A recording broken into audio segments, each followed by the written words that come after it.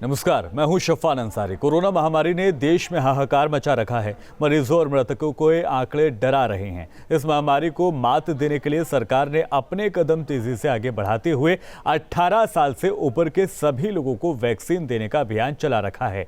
Vaccination के लिए स्वास्थ्य विभाग के कर्मचारियों की बड़ी तादाद में तैनाती की गई है। लोगों में भी वैक्सीन लगवाने को लेकर उत्साह देखा जा रहा है। इससे आने वाले वक्त में कोरोना महामारी की बेकाबू रफ्तार पर ब्रेक लगने की उम्मीद है। कोरोना को मात देने के लिए वैक्सीनेशन कितना कारगर है, इसी मुद्दे पर आज हम डॉक्टरों के पैनल से करेंगे चर्चा। मगर पहले एक नजर देश में कोरोना के हालात पर।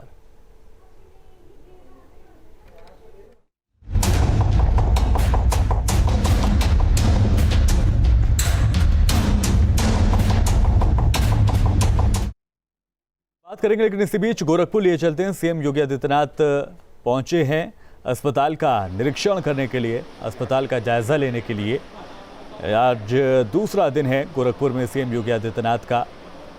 यहां पर यह बताना ज़रूरी हो जाता है कि कुछ वक्त पहले गोरखपुर को लेकर तमाम तरह की खबरें आ रही थी। ये भी कहा जा रहा था कि अस्पतालों में बदइंतज़ामी है, कुछ जगहों पर परेशानियों का सामना करना पड़ रहा है। इसमें विपक्षी पार्टियों को भी कहने का मौका मिला था, जिसके बाद अब ये देखा जा रहा है कि सीएम योगी आदित्यनाथ खुद गोरखपुर पहुंचे और कल भी हमने देखा कि हालात का जायज़ा लिया उन्होंने। आज भी यही तस्वीरें कमोबेश हैं, जहां पर एक दूसरे अस्पताल में यहां पर पहुंचे हैं CM Yogi Adityanath. Staff doctors का यहां पर मौजूद है। क्या तैयारियां हैं, क्या इंतजाम किए गए हैं, उसी की जानकारी सीएम के द्वारा ली जा रही है। गोरखपुर में सीएम योगी आदित्यनाथ मौजूद हैं, वहीं की तस्वीरें हम आपको दिखा रहे हैं। डॉक्टर से और जो मरीज़ हैं उन तक से बात की थी, साथ ही साथ जो मरीज़ के तीमारदार, ये लोग मरीज़ के तीमारदार ही प्रतीत हो भी रहे हैं, इन लोगों से भी बाकायदा हालचाल जाना जा रहा है। क्या व्यवस्थाएं हैं, क्या व्यवस्थाओं से आप लोग संतुष्ट हैं, यही कुछ सवाल हैं सीएम के आजकल जो आम लोगों से किए जा रहे हैं। और ये तस्वीर अपने आप में बहुत कुछ बयां भी कर रही है। विपक्षियों ने बहुत कहा सरकार को कि सीएम योगी आदित्यनाथ कहीं ना कहीं सरकार फेल हो रही है, उत्तर प्रदेश की, कोरोना पर काबू नहीं पाया जा रहा है। लेकिन जो आंकड़े हैं वो भी राहत दे रहे हैं, जैसा कि हमने अपने खबरों में दिखाया भी आपको। सुबह से हम ये दिखा भी रहे हैं आपको कि पिछले 3 से 4 दिनों में अब आंकड़ों में कमी आना दर्ज हो गया है और ये अच्छे संकेत हैं। वैक्सीनेशन पर लगातार सरकार जोर दे रही है, टेस्टिंग पर लगातार सरकार जोर दे रही है और साथ ही साथ स्वास्थ्य सेवाएं भी दुरुस्त हो सकें, बेहतर हो सकें, उस पर भी काम किया जा रहा है। उससे पहले हमने आपको एक बड़ी खबर भी दिखाई थी, जिसमें जो ऑक्सीजन है उसके लिए क्या कुछ किया जा रहा है सरकार की तरफ से, वो भी हमने आपको दिखाया था। कुल मिलाकर कोशिश ये हो रही है सरकार की कि कहीं भी कोई भी कोताही ना की जाए और जो लोग लापरवाह हैं, जो लोग बेपरवाह हैं, उनके साथ भी सख्ती से निपटने की तैयारी हो रही है। चाहे वो आम लोग हों जो अपने साथ भी खिलवाड़ कर रहे हैं, अपने आसपास के लोगों के साथ की जान के साथ भी खिलवाड़ कर रहे हैं, साथ ही साथ जो प्रशासन के लोग हैं, जहां पर कोई ढिलाई दिखाई देती है, जहां पर कोई कमजोरी पकड़ी जाती है, वहां पर सरकार सख्ती से पेश आ रही है।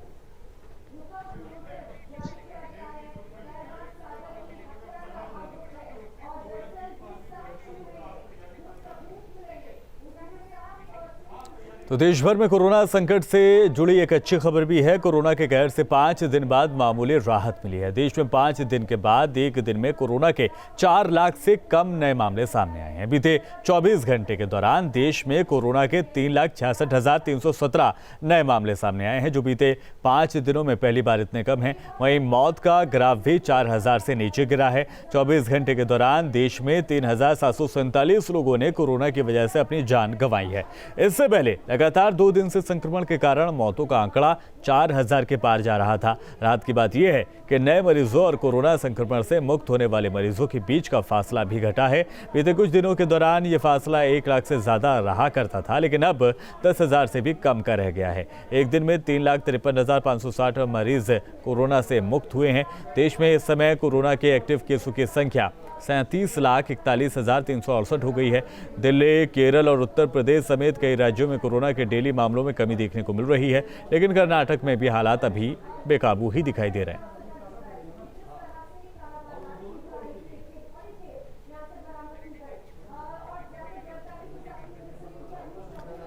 तो कोरोना के कहर के बीच एक राहत भरी खबर सामने आई है। दरअसल नोएडा में कोरोना के केस घटने लगे हैं। 24 घंटे में 940 लोग कोरोना से संक्रमित पाए गए हैं, जबकि कई दिनों से यह आंकड़ा 1000 से ज़्यादा ही रहा करता था। रविवार को 24 घंटे में 1209 मरीज ठीक होकर घर लौटे हैं। ज़्यादा जानकारी दे रहे हैं हमारे संवाददाता मनीष चौरसिया। कोरोना के बढ़ते मामलों के बीच अब धीरे धीरे ही सही लेकिन राहत की खबर भी मिलनी शुरू हो गई है। नोएडा की हम बात करें तो रविवार को यहां पर डिस्चार्ज हुए पेशेंट की संख्या कहीं ज़्यादा रही पॉजिटिव पाए गए पेशेंट की संख्या के हिसाब से। बहुत दिनों बाद ऐसा हुआ है कि नोएडा में जो मरीजों की संख्या है वो 1000 के नीचे आई है, वरना अब तक पिछले लगभग 10 दिनों से लगातार जो मरीजों की संख्या थी वो 1200, 1400, 1500 इस तरह से लगातार बढ़ती जा रही थी। लेकिन रविवार का दिन राहत लेकर आया और रविवार को 24 घंटे में जितने मरीज़ मिले उनकी संख्या 940 है, जबकि 1209 मरीज़ ठीक होकर अपने घर पहुंच गए हैं। लगातार प्रशासन ये कोशिश कर रहा है कि कंटेनमेंट जोन की जो रखवाली है उसको सही तरीके से किया जाए, ताकि जो भी लोग किसी मरीज़ के कांटेक्ट में आते हैं वो संक्रमित ना हो और मरीज़ों की संख्या लगातार कम हो। ये कोशिश अब कहीं ना कहीं थोड़ी बहुत दिखनी शुरू हो गई है और यही वजह रही कि रविवार को मरीज़ों की संख्या कम रही, बजाय इसके कि जो लोग ठीक होकर अपने घर पहुंचे हैं। ऑक्सीजन की किल्लत भी काफ़ी हद तक अब कम होने लगी है। जिस तरह से नोएडा अथॉरिटी और ग्रेटर नोएडा अथॉरिटी लगातार ये काम कर रहे हैं कि जो RWAs हैं उन्होंने अपने यहाँ जो आइसोलेशन सेंटर बनाया है उनके पास जो ऑक्सीजन सिलेंडर हैं उनको भरवाने की जिम्मेदारी इन अथॉरिटीज़ ने ले ली है, जो कि काफ़ी हद तक कारगर साबित हो रही है। कोरोना में अब धीरे धीरे उम्मीद दिखने लगी है और यही उम्मीद दिखा रही है रविवार के जो आंकड़े आए हैं। उम्मीद ये भी करिए कि आने वाला वक्त और बेहतर हो। वीडियो जर्नलिस्ट दैनेंद्र के साथ मनीष चौरसिया, न्यूज़ स्टेट, नोएडा। और इसी पर चर्चा करेंगे। चर्चा के साथ हमारे साथ खास डॉक्टर्स भी जुड़ गए हैं। तारुफ आपका करा दूं, डॉक्टर के पांडे हमारे साथ रहेंगे जो कि चाइल्ड स्पेशलिस्ट हैं, doctor Vasant Patel senior physician, doctor MC Mishra पूर्व डायरेक्टर एम्स के, वो भी हमारे साथ जुड़ेंगे। साथ ही हमारे साथ डॉक्टर विनय पाठक भी हमारे साथ जुड़ेंगे, वरिष्ठ डॉक्टर हैं। अनिल यादव हमारे संवाददाता लखनऊ से हमारे साथ रहेंगे।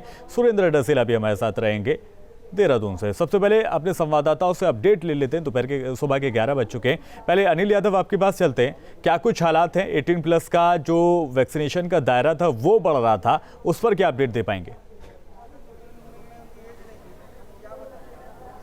बिल्कुल, देखिए इसमें लखनऊ के सबसे बड़े वैक्सीन सेंटर पर हैं। 18+ वालों को जो वैक्सीन लगनी थी वो इस सेंटर पर 100 लगनी थी, वो लग चुकी हैं। वो सब लगवा के अपने घर जा चुके हैं। 11 बजे से थोड़ा सा ज़्यादा का वक्त हो रहा है। बाकी जो 45+ एज ग्रुप के लोग हैं वो अभी भी लाइन में लगे हुए हैं। 11 बजे ज़्यादा वक्त हो रहा है और बहुत से लोग तो ऐसे जो बहुत धूप में पिछले 1.5-2 घंटे से लाइन में लगे अपनी बारी का इंतजार कर रहे हैं। कुछ लोग तो थक हार के नीचे बैठे जा रहे हैं। तो आप समझिए कि इसमें से बहुत से लोग बुजुर्ग हैं, तो ऐसे में उनके लिए बहुत ईजी नहीं है इस धूप में खड़े रहना। उनका पैर नहीं है, आर्टिफिशियल पैर लगा हुआ, इतनी देर से खड़े हैं, कहीं कोई न बैठने की व्यवस्था न कहीं कुछ। बताइए, आर्मी के हैं, इतना पैर नहीं है, आर्टिफिशियल पैर से लगा हुआ खड़े हैं। कितनी देर से लाइन में हैं? 9 बजे से लाइन में लगे हैं, वहाँ से 9 बजे से। 9 बजे से आप? 9 बजे से खड़े हुए हैं। बैठ नहीं पाते हैं, बार बार बैठते हैं। और एक आंटी इधर भी है, काफ़ी बुजुर्ग है। कितनी एज है इन आंटी की? 79। और 9 बजे से आप लाइन में हैं? हाँ। क्या बताया जा रहा है? इतना लेट क्यों? उनके साथ खड़े। वजह बताई गई क्यों? कार्ड पहले कहा कि डोज नहीं है, फिर कहा है, और फिर अभी तक अंदर जाने को कुछ पता नहीं चल रहा है। क्या बताया गया कि डोज को लेकर क्या बताया गया? अवेलेबल है कि भी है कि नहीं? 1.5 घंटा तो बताए थे कि डोज नहीं है। उसके बाद फिर मास्क सही कर लीजिए, मास्क पूरा नाक ढकिए आप। उसके बाद फिर खबर आई कि डोज आ गई है, काउंटिंग चल रही है। अब काउंटिंग करते हुए भी 1 घंटा हो गया, कोई मैसेज नहीं बता रहा है। मॉर्निंग टाइम में इन लोगों ने बोला कि अभी डोज नहीं आई है और फर्स्ट बैच के मतलब 50% मतलब 50 लोगों को अंदर बिठाया हुआ था। फिर उसके बाद फिर अभी आधे घंटे पहले आकर के बोला कि डोज आ गई है, काउंटिंग चल रही है। फिर लोगों ने जब पूछा तो सेकेंड और फर्स्ट डोज बनाया। अंदर गए हैं सवेरे के मॉर्निंग के जो 8 बजे के आए हुए थे वो लोग अंदर हैं। तो उसके बाद फर्स्ट डोज और सेकंड डोज की लाइंस लगवाया। फिर जब लोगों ने हल्ला किया तो फिर एक आदमी आके बोलता है कि अच्छा काउंटिंग चल रही है। फिर वो 3 बार लोगों ने काउंटिंग किया, लेकिन अभी तक काउंटिंग का क्या रिजल्ट है, कितने डोज हैं, कितने लोगों को लगेंगे, ये अभी तक कोई इन्फॉर्मेशन नहीं है। फर्स्ट डोज है, सेकंड डोज है? सेकंड डोज है। पहले डोज में भी ये प्रॉब्लम थी? नहीं, पहले डोज में कोई प्रॉब्लम नहीं थी। पहला डोज हमने प्राइवेट लगवाया था। हाँ अंकल, आप भी बहुत देर से लाइन में हैं? मैं भी काफ़ी देर से लाइन में हूँ। और मैं भी मीडिया वाला हूँ, मैं इलेक्ट्रॉनिक मीडिया पर था। मैं सेकंड वैक्सीन लगाने के लिए यहाँ आया हूँ और मैंने रजिस्ट्रेशन भी करा दिया है। 11 बजे से 1 बजे का टाइम दिया गया है, लेकिन हम आकर टाइमली खड़े हो गए 1-2 घंटे पहले। लेकिन 11 बजे से ज़्यादा का वक्त हो रहा है, 2-2 घंटे लोग यहाँ पर लाइन में लगे। सुबह 9 बजे से उनका कहना है बहुत दिक्कतें हो रही होंगी, बुजुर्ग बहुत ज़्यादा डेफिनेटली दिक्कत हो रही होगी, दिक्कतें हो रही हैं, लेकिन बाकी सब ठीक है। ठीक है, अनिल यादव रहेगा हमारे साथ और अब रुक करेंगे अपने मेहमानों का। डॉक्टर्स हमारे साथ मौजूद है, पूरा पैनल हमारे साथ मौजूद है। सबसे पहले शुरुआत आपसे करेंगे डॉक्टर MC मिश्रा साहब, पूर्व डायरेक्टर हैं एम्स के। सर, मौजूदा हालात पर सबसे पहली टिप्पणी आपकी। जो आप लोगों ने बताया कि अब चूंकि वैक्सीन की डोजेस कम हैं, बहुत सारे सेंटर्स पे अभी डोजेस पहुंची भी नहीं है। जो प्राइवेट हॉस्पिटल्स कर रहे थे वैक्सीनेशन 30 अप्रैल तक, वो लोग नहीं कर पा रहे हैं अभी। और जहां पे उपलब्ध है वहां पे फिर इसीलिए लाइन लगती है। जैसे आप दिखा रहे थे कि कोई 9 बजे से आया हुआ है और अभी लाइन में लगे हुए हैं, तो ये थोड़ी समस्या है। मेरे ख्याल से इसमें थोड़ा समय लगेगा इसको स्ट्रीमलाइन होने में। जब प्राइवेट हॉस्पिटल्स ने लिखा है दोनों कंपनीज को डोज प्रोवाइड करने के लिए, लेकिन उनकी प्राथमिकता पहले राज्य सरकारों को और भारत सरकार को डोज देने की है, उसके बाद प्राइवेट सेक्टर को डिस्ट्रीब्यूशन होगा। तो ये अभी टीथिंग प्रॉब्लम्स हैं। जब से 18 वर्ष से ऊपर को खोला गया है, शायद थोड़ा सा डोज का होमवर्क करना चाहिए था। मैं समझता हूँ उसको भी थोड़ा सा और सेग्रीगेट कर सकते थे कि 30 वर्ष से 44 कर लेते और उसके बाद 18 से 30 कर लेते 1 जून से या 15 जून से, तो इसको थोड़ा सा और स्ट्रीमलाइन किया जा सकता है। उसी प्रकार से कुछ राज्य कर भी रहे हैं इस तरह से कि पहले 30 से 44 को लेंगे और 45 से ऊपर तो चल ही रहा है।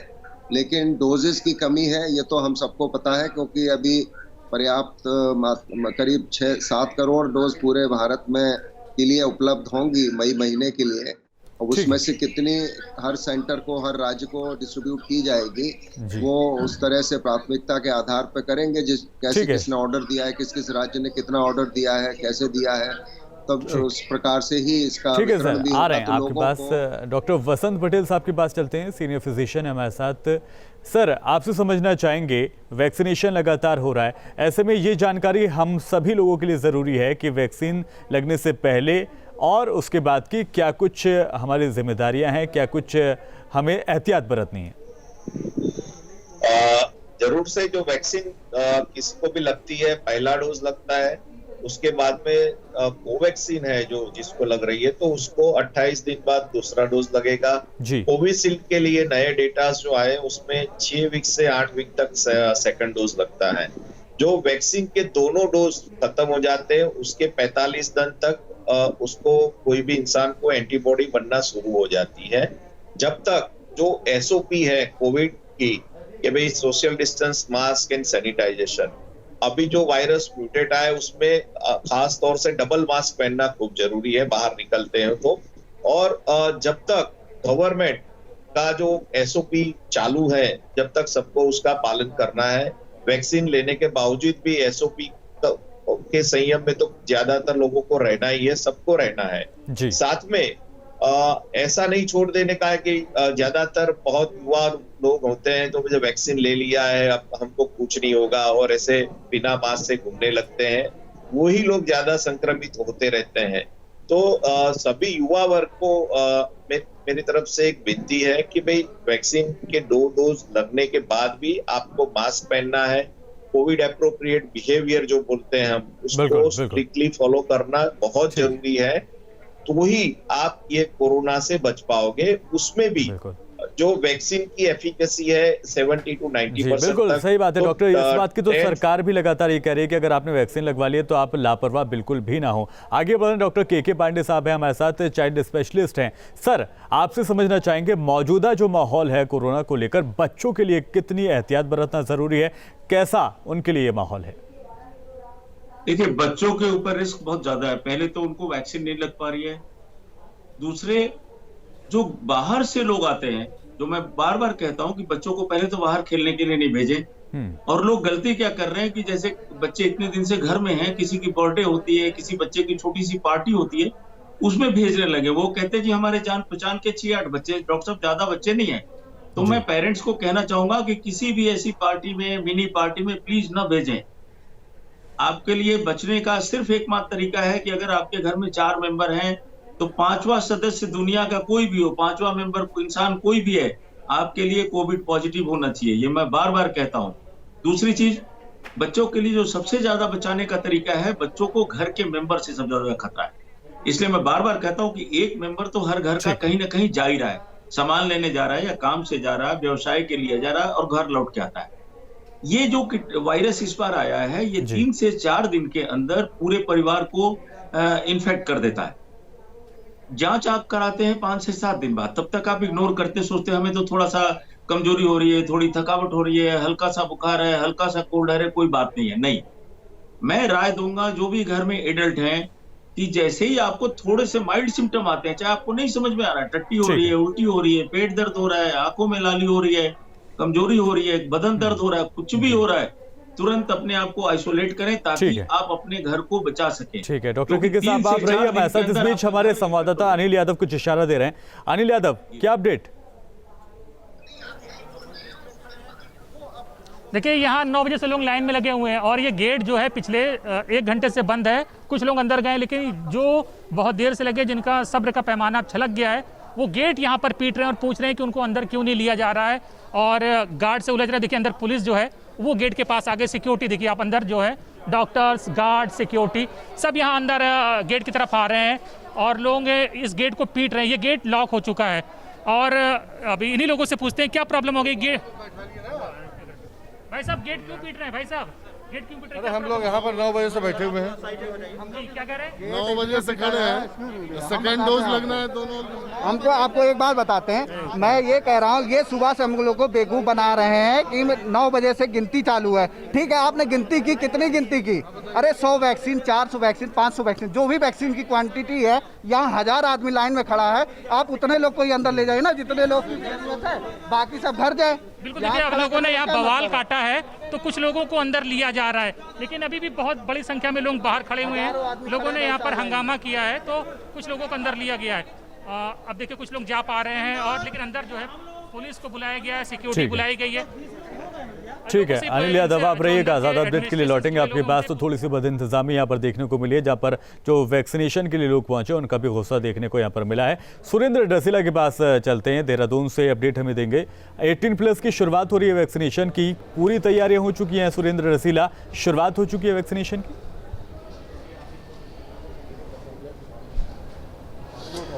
बिल्कुल, देखिए शफान, मैं इस वक्त जहां पर मौजूद हूं, आप ये राधा स्वामी सत्संग भवन है, यहाँ पर थोड़ी ही देर पहले मुख्यमंत्री पहुंचे थे और मुख्यमंत्री ने वैक्सीनेशन ड्राइव का शुभारंभ किया था। अगर मैं दिखाऊं तो ऐसे अलग अलग कैंप बने हुए हैं। देखिए, पूरा खुला मैदान है और इस वजह से बहुत ज़्यादा दिक्कतें नहीं हैं। अगर आपका रजिस्ट्रेशन हुआ है, आपको आज के लिए बुलाया गया है, तो आप देखेंगे कि इस तरह से सामने पहले आपका जो रजिस्ट्रेशन है उसको चेक किया जाता है, उसके बाद आपको भेजा जाता है। और अंदर अगर आप लोग देखेंगे तो उनको बैठाने की व्यवस्था कुछ इस तरह की है और जिसका नंबर जब आएगा वो तब अपना टीका लगाने पहुंचेगा। बेहतर व्यवस्था है। कहीं ना कहीं देखिए, जो तस्वीरें हम लखनऊ से देख रहे हैं उसके कहीं बेहतर तस्वीरें ये आपको देहरादून से दिख रही हैं। इस तरह के अलग अलग जो कैंप बनाए गए हैं उसमें करीब 1000 लोगों को यहाँ पर टीका लगना है। 1 लाख कोविशील्ड की डोज उत्तराखंड में आई थी और उसके बाद पूरा ड्राइव शुरू हुआ है।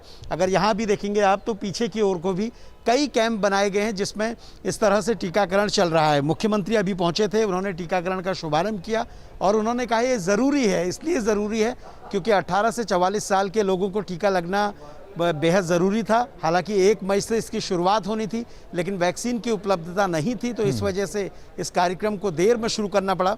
लेकिन उनका ये कहना है कि अब किसी भी तरह से इसकी गति में कमी नहीं आएगी, इसकी स्पीड हम बढ़ाते रहेंगे। पूरे प्रदेश में आज 75 सेंटर्स बनाए गए हैं। राजधानी के अंदर 11 सेंटर हैं जिनमें वैक्सीनेशन का काम हो रहा है। शफान, ठीक है, रहिएगा हमारे साथ। और इस बीच डॉक्टर विनय पाठक का रुख करूंगा, वरिष्ठ डॉक्टर है हमारे साथ। डॉक्टर विनय पाठक साहब, हमने जब अपने बुलेटिन की शुरुआत की थी तो हमने ये बताया था कि अब पिछले कई दिनों के मुकाबले अब कहीं ना कहीं जो गिरावट है वो मामलों में आ रही है। ऐसे में थोड़ी बहुत राहत ली जा सकती है, आने वाले दिनों में अच्छे संकेत मिल सकते हैं क्या? बिल्कुल, जो गिरावट आप देख रहे हैं ये हम लोगों की जिम्मेदारियों का और सरकार के द्वारा लगाए गए कर्फ्यू लॉकडाउन जिसको आप कह सकते हैं उसके कारण है, और ये एक शुभ संकेत है। और मैं सिर्फ 2 लाइन में अपनी बात खत्म करना चाहता हूँ। देखिए, सबको पता है कि अभी संसाधन का अभाव है, तो जब तक है संसाधन का अभाव तब तक रोकथाम ही है बचाव। हमें रोक और थाम ही करना है, उसी से बचाव होगा। और आप खुद ही देख रहे हैं, आपका चैनल दिखा रहा है कि विगत दिनों से जो यूपी में कर्फ्यू लगाया गया है, जो इंतजाम थोड़ा बढ़िया किए गए हैं, उसकी वजह से ये शुभ संकेत देखने को मिला है। वैक्सीन सेंटरों पे इंतजाम को बेहतर करना चाहिए। जो वृद्ध हैं, जैसे अभी आपके चैनल में एक संवाददाता बता रहे थे, विकलांग हैं या दिव्यांगजन हैं, पूर्व सैनिक हैं, प्रेग्नेंट वुमेन हैं, उनको अलग से वरीयता दी जानी चाहिए और कुछ और भी बेहतरी करनी चाहिए इंतजाम में, चाहे चाय पानी वगैरह। और कोविड अप्रोप्रिएट बिहेवियर जनता को तो मानना ही चाहिए, ये जनता की जिम्मेदारी है अपने और अपनों के प्रति, मगर इसके साथ साथ प्रशासन को भी कोविड अप्रोप्रिएट बिहेवियर को फॉलो करना चाहिए और फॉलो करवाने की सबसे बड़ी जिम्मेदारी उनकी। ठीक है, तो तमाम डॉक्टर्स हमारे साथ मौजूद हैं, तमाम संवाददाता भी हमारे साथ मौजूद हैं, जो सड़क का जो मौजूदा हाल है वो भी दे रहे हैं, और डॉक्टर्स क्या कुछ कर रहे हैं इस वक्त के लिए, आने वाले वक्त में क्या कुछ इशारे दिए जा रहे हैं, उस पर अपडेट लगातार लेते रहेंगे। रुक रहे हैं एक ब्रेक के लिए। अब ब्रेक के बाद एक बार फिर से आप तमाम लोगों का स्वागत है। हमारे तमाम जो पैनल के लोग हैं, डॉक्टर्स हमारे साथ जुड़े हुए हैं। डॉक्टर MC मिश्रा साहब, आपकी बात आना चाहूँगा। सर, ये कहा जा रहा है कि जो अब वायरस है दरअसल वो अब हवा तक में फैल चुका है, ऐसे में क्या एहतियात हमें और ज़्यादा बरतने की ज़रूरत है ताकि इससे हम बचकर रह पाएँ? बुखार ठीक हो गया? तो MC शर्मा तो के अलावा हम चलते हैं विनय पाठक साहब के पास, सीनियर डॉक्टर हमारे साथ। सर, आप ही से यही सवाल कि जब हवा में फैलने की बात आ रही है तो ऐसे में और क्या एहतियात हमें बरतनी होगी? देखिए, जैसा तमाम डॉक्टर्स और लोग भी बता रहे हैं कि मास्क और लोगों से समुचित दूरी ही इससे एक बचाव है। इसके अलावा अभी कोई बचाव हम लोगों के पास नहीं है, ये सब जानते हैं और सबको पता है। मास्क भी डबल लगाना चाहिए, 3 लेयर मास्क होना चाहिए, क्योंकि अगर कोई भी चीज हवा में है तो उससे बचाव के पांडे सर के पास जाना चाहूंगा। के पांडे साहब, बच्चों के लिए क्या मंत्र दे पाएंगे? नहीं, बच्चों के लिए वही मैसेज है कि देखिए, पहले जो है घर से बाहर न निकलने दें उनको, चाहे किसी बच्चे की मिनी पार्टी हो, बड़ी पार्टी हो। दूसरा, घर बच्चों को जो होगा घर के लोगों से ही होगा। अभी बच्चे बाहर नहीं जा रहे, तो घर के लोग जैसे ही कुछ माइल्ड सिम्टम आते हैं अपने आप को आइसोलेट कर लें। और मैं एक कमेंट करना चाहूंगा जो आप अभी पिछला सवाल पूछ रहे थे और पैनलिस्ट मिश्रा सर से। देखिए, हवा में जो सबसे सावधानी बरतनी है कि क्या होता है कि जैसे मैं बात कर रहा हूँ, किसी के चैम्बर में बैठा हूँ, किसी हॉल में बैठा हूँ, किसी ऑफिस में बैठा हूँ, और अगर मास्क हमने पहना भी हुआ तो थोड़ा बहुत लीकेज होता है। तो होता क्या है, हवा में कीटाणु वायरस जो फ्लोट करता रहता है 3 घंटे तक कम से कम। तो इसलिए अगर आप किसी हॉल में हैं, किसी चैम्बर में हैं, किसी क्लोज्ड स्पेस में हैं, तो 3 घंटे ये मान के चलें कि आपको खतरा है। वो आदमी चला नहीं गया, वो वायरस छोड़ गया जो 3 घंटे तक हवा में फ्लोट कर रहे हैं। तो आपको इसलिए मास्क पहनना। बिल्कुल सर, और इसीलिए मुझे लगता है कि डॉक्टर्स की तरफ से भी कहा जा रहा है कि घर पर भी मास्क पहनकर ही रहें। वसंत पटेल साहब, सर लास्ट कमेंट आपसे चाहूंगा।